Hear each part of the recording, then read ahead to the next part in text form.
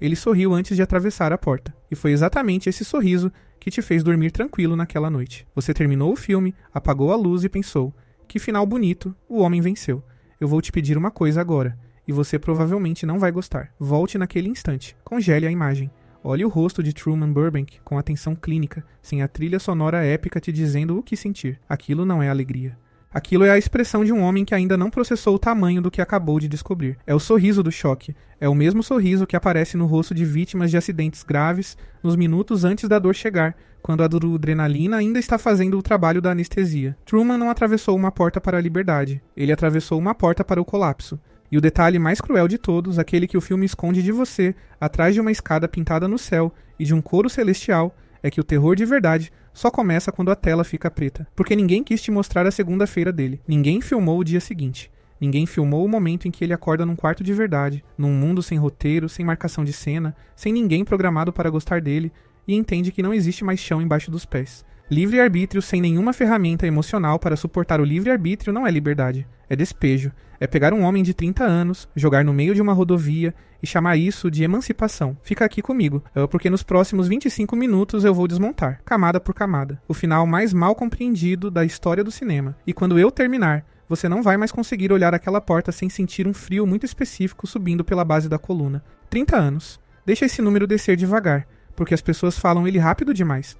Não foram 30 dias de pegadinha, não foi um reality show de 3 meses com gente gritando dentro de uma casa. Foram 30 anos, foi a vida inteira.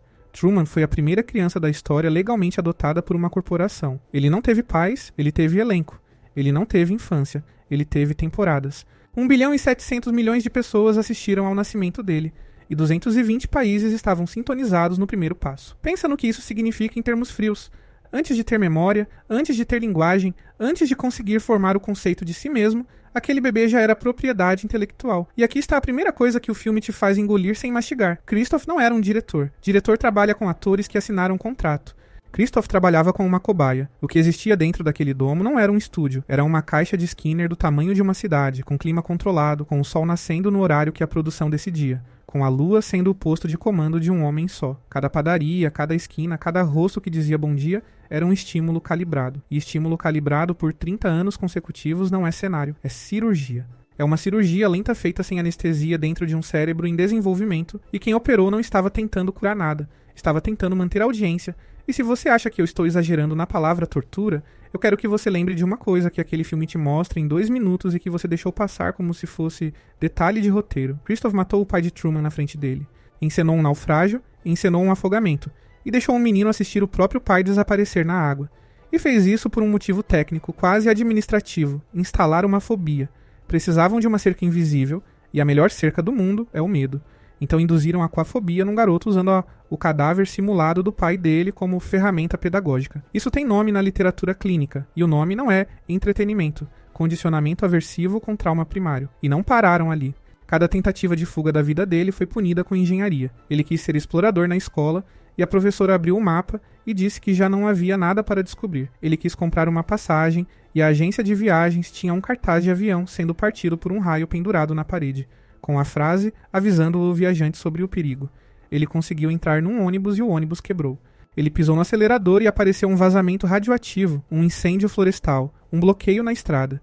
30 anos de aprendizado brutalmente consistente. Toda vez que você tenta sair, o universo te machuca. Isso não gera um homem cauteloso. Isso gera desamparo aprendido, e desamparo aprendido não desliga quando a porta abre. Agora vamos falar do que sobrou dentro daquele crânio, porque é aqui que a coisa fica realmente sombria. O cérebro humano é uma máquina de previsão. Ele existe para antecipar o próximo instante, e quando acerta, libera a recompensa. O cérebro de Truman foi treinado durante 3 décadas num ambiente onde a previsão sempre funcionava, porque havia um autor garantindo que funcionasse. A vizinha sempre passeava com o cachorro no mesmo horário. Os gêmeos sempre apareciam na mesma esquina para prensar ele contra um anúncio. A mulher sempre servia o mesmo cacau em pó e recitava o mesmo texto de merchandising no meio de uma discussão conjugal. O mundo dele tinha ritmo, tinha compasso, tinha rima. E o preço disso é que ele nunca desenvolveu tolerância ao caos. Nunca. Ele tem 30 anos de idade cronológica e talvez 3 de idade emocional para lidar com aleatoriedade. Porque a aleatoriedade genuína nunca entrou naquele domo. Sabe o que acontece quando você tira um organismo de um ambiente perfeitamente previsível e joga ele num ambiente sem autor nenhum? Não acontece êxtase, acontece pânico. Acontece um sistema nervoso pedindo padrão onde não existe padrão. E quando o cérebro não encontra o padrão, ele inventa. Inventar padrão inexistente tem nome também. Ideação paranoide. Então vamos reconstruir, com honestidade cruel, a primeira semana de Truman Burbank do lado de fora, dia 1. Ele está numa cidade real e a primeira coisa que quebra dentro dele não é filosófica, é sensorial. Barulho sem mixagem, gente falando ao mesmo tempo, sem esperar a deixa. Alguém esbarra nele e não pede desculpas, e ele congela, porque em 30 anos de vida ninguém nunca esbarrou nele sem que aquilo significasse alguma coisa. Todo esbarrão dentro do domo era um beat de roteiro. Aqui fora, esbarrão é só entropia. Mas ele não tem como saber disso. Ele vai passar o resto da vida buscando intenção em acidentes. Dia 2. Ele senta num restaurante e o garçom sorri. E aquele sorriso vai destruir a tarde dele, porque ele conhece sorriso profissional. Ele foi criado dentro de um oceano de sorrisos profissionais. Ele vai olhar aquele rosto e fazer a pergunta que nunca mais vai sair da cabeça dele. Quanto te pagaram? Dia 3. Ele descobre o detector de fumaça no teto do quarto e não dorme. Ele desmonta a tomada. Ele vira o espelho e a parede. Ele tapa a lente da televisão com uma toalha, mesmo sabendo que não tem lente ali, porque saber não cura reflexo. Dia 4. Ele entende que os 5.500 aparelhos de câmera do domo eram, na verdade, o menor dos problemas. E o pior de tudo é o seguinte, e presta atenção porque é aqui que a maldade fica perfeita. Ele vai estar certo. Ele vai desconfiar que estão filmando e vai ter alguém filmando. Ele vai achar que a pessoa do outro lado da rua está falando dele. E a pessoa vai estar falando dele. A paranoia dele será alimentada por evidência real todos os dias. E paranoia, alimentada por evidência real, é a única forma de loucura que não tem tratamento. Mas se você quiser localizar exatamente onde aquele homem foi destruído para sempre, não é na porta, não é no barco, não é na tempestade, é na cama, é na intimidade. Porque Truman foi casado. Ele acordou ao lado de uma mulher durante anos, dividiu banheiro, dividiu escova, dividiu silêncio de domingo à tarde, e cada minuto daquilo era contrato de trabalho. Ela abraçava ele e olhava para a câmera. Ela beijava ele e falava o nome de um produto. Ela dizia que amava ele com a mesma voz que usava para vender uma faca de cozinha. E o mais obsceno, existia sexo naquela casa. Existia um homem se entregando fisicamente, no lugar mais vulnerável que um ser humano pode estar. E existia a audiência. Milhões de pessoas assistindo, e uma atriz calculando o quanto daquilo era bom para o índice. Agora me diz, com sinceridade clínica, como esse homem constrói um vínculo saudável depois disso? Amor, para o cérebro de Truman, não é conexão. Amor é a experiência mais documentada de traição que um ser humano já sofreu. Toda vez que alguém disser eu te amo para ele, o sistema de alarme dele vai perguntar automaticamente quem está pagando essa fala. Não é ciúme, não é insegurança, não é um trauma que terapia de casal resolve em 8 sessões. É um aprendizado profundo, gravado no nível mais primitivo do apego, de que ternura é a ferramenta que usam para te manter dentro da jaula. E antes de seguir, tem uma ferida ainda mais funda do que o casamento, e é a amizade, Marlon. O melhor amigo de infância, o cara da cerveja no fim do dia, o único ombro que Truman teve na vida inteira. Existe uma cena naquele filme que é, na minha opinião, a coisa mais cruel já filmada sobre lealdade. E ela passa quase inteira sem que o público perceba a monstruosidade. Truman está desmoronando, desconfiando de tudo, e Marlon olha nos olhos dele e diz que jamais mentiria, diz que se jogaria na frente de um carro por ele. E enquanto essa frase sai da boca de Marlon, o texto está sendo ditado, palavra por Christoph, dentro de um fone de ouvido, sílaba por sílaba. A declaração de amizade mais bonita da vida de Truman foi escrita por um estranho numa sala de controle, e recitada por um funcionário. Pensa no que isso instala no cérebro de um homem depois que ele descobre. Não é só que o amigo mentiu. É que a emoção que ele sentiu naquele momento, aquele alívio real no peito, aquela gratidão que fez ele respirar melhor, aquilo tudo foi provocado artificialmente e cobrado do espectador em intervalo comercial. Ele foi roubado até do próprio sentimento. E agora, lá fora, cada vez que alguém disser para ele conta comigo, o cérebro dele vai procurar o fone de ouvido. Vai procurar. Todos os dias, pelo resto da vida. A amizade também virou tecnologia de contenção. E é por isso que Sylvia é a parte mais triste dessa história.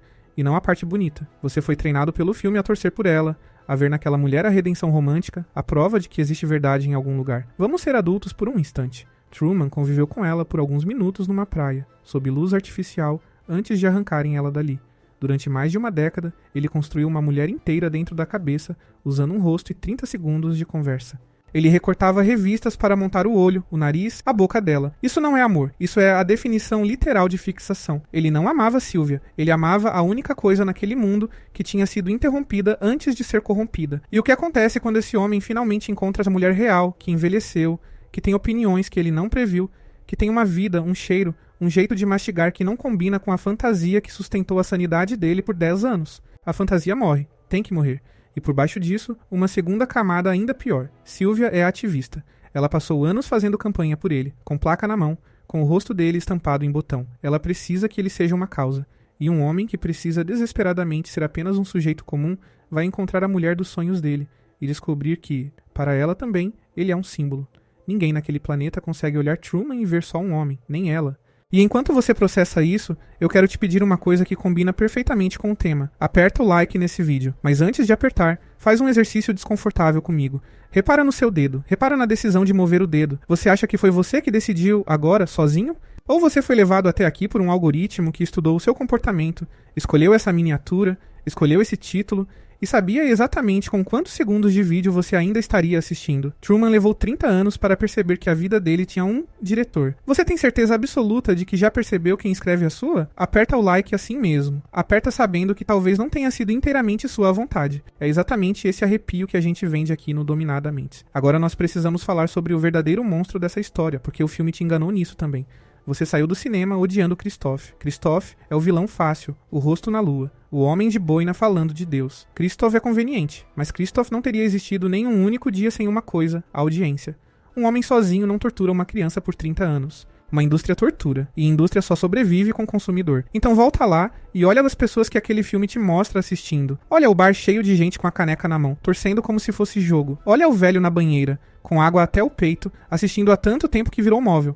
Olha as duas senhoras no sofá, com uma almofada bordada com o rosto do Truman, abraçadas àquela almofada como se fosse um santo. Olha os seguranças da garagem comendo comida gordurosa em frente ao monitor. Aquelas pessoas não estão assistindo a um programa. Elas estão assistindo, em tempo real, a vida de um ser humano vivo sendo consumida. E elas sabem. Não existe ingenuidade possível ali. Todo mundo naquele planeta sabia que Truman não sabia.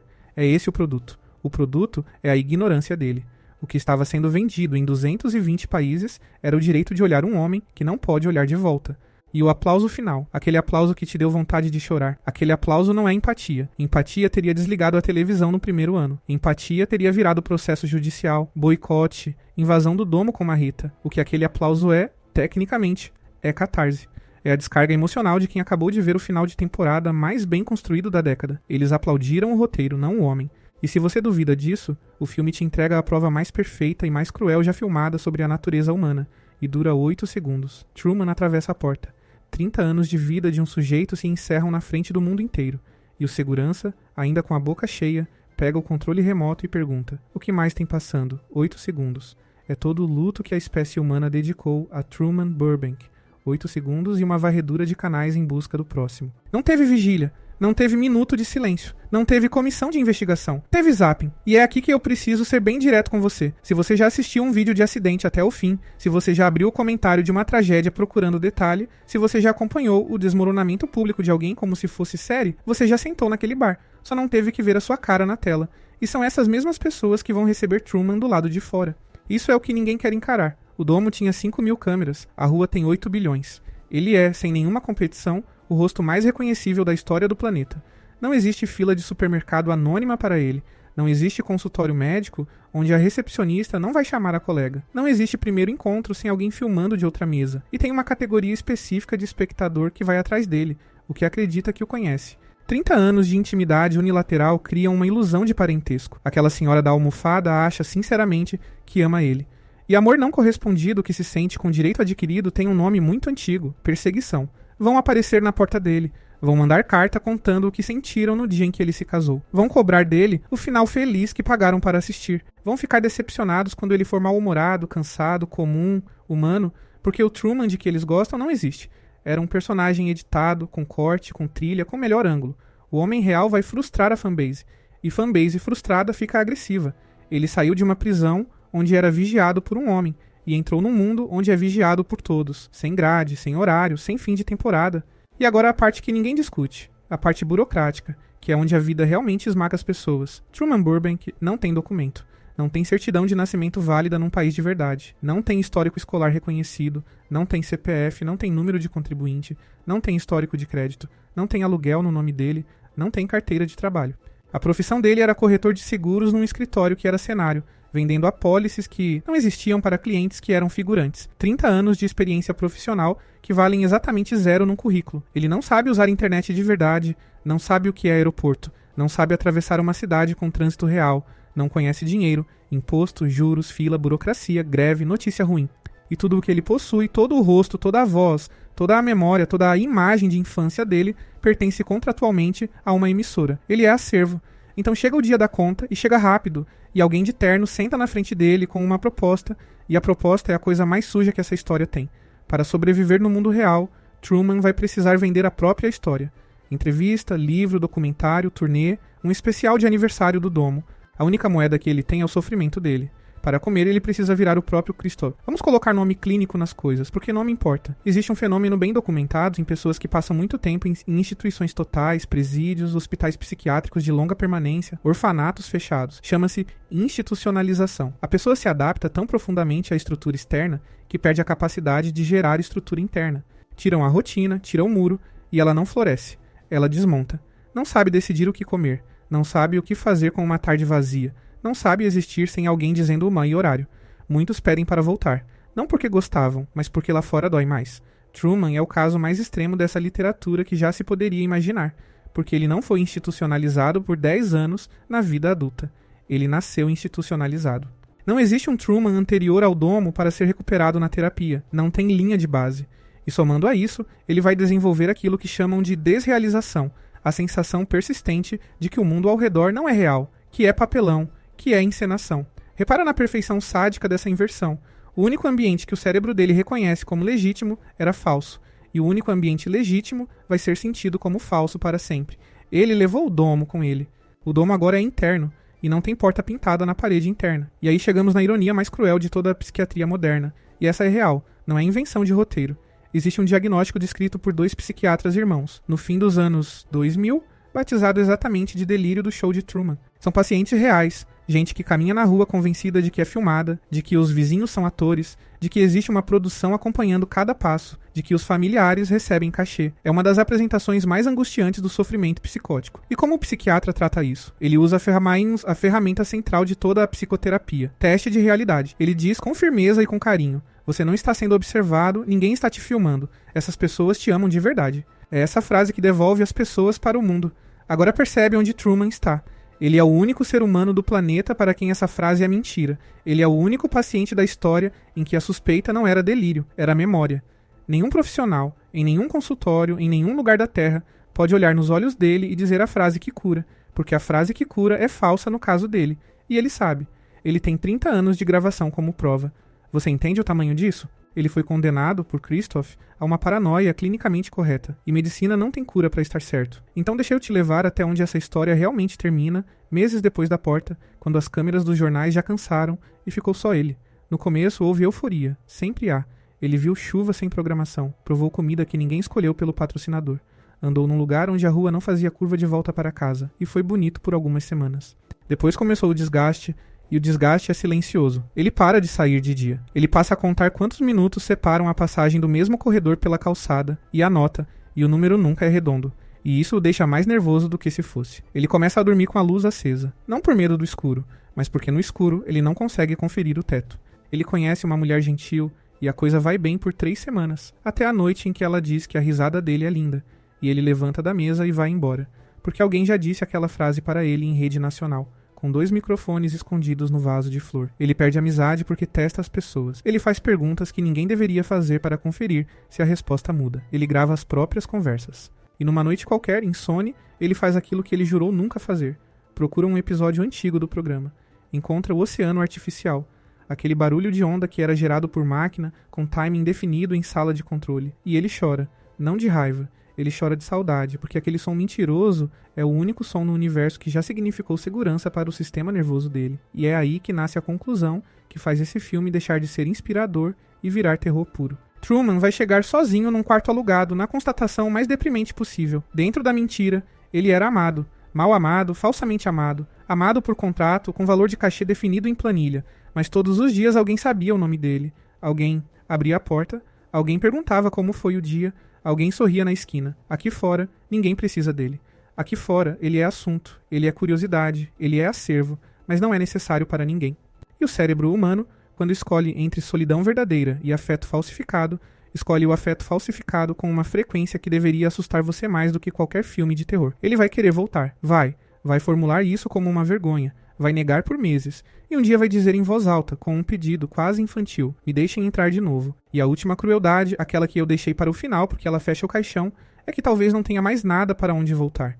Sem Truman, o show acabou. Sem show, o domo é um imóvel caro e vazio. Desmontam o cenário, vendem a praia, apagam o sol.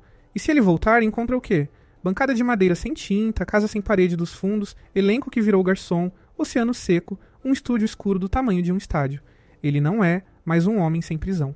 Ele é um homem sem casa nos dois mundos. Não tem lado de dentro, não tem lado de fora. Ele foi cuspido para um lugar que não existe em mapa nenhum. E aqui, exatamente aqui, é onde eu quero que você se inscreva no Dominadamente. Não por gentileza. Eu quero que você se inscreva depois de responder sozinho, no silêncio da sua cabeça, sem me contar, a única pergunta que esse filme faz de verdade. Se aquele programa existisse hoje, se você abrisse o celular e tivesse ali, ao vivo, um homem de verdade que não sabe que está sendo filmado, criado desde bebê, com a briga de casamento dele acontecendo neste instante, você desligaria? Ou você assistiria só um pouquinho, só pra entender do que se trata, e depois mais um pouco, e depois todo dia, e depois compraria a almofada? Não me responde rápido, porque resposta rápida nesse assunto é sempre mentira. Todo mundo naquele bar achava que era boa gente. Ninguém acorda se sentindo um monstro. Se essa pergunta te incomodou, se ela grudou, então esse canal é seu.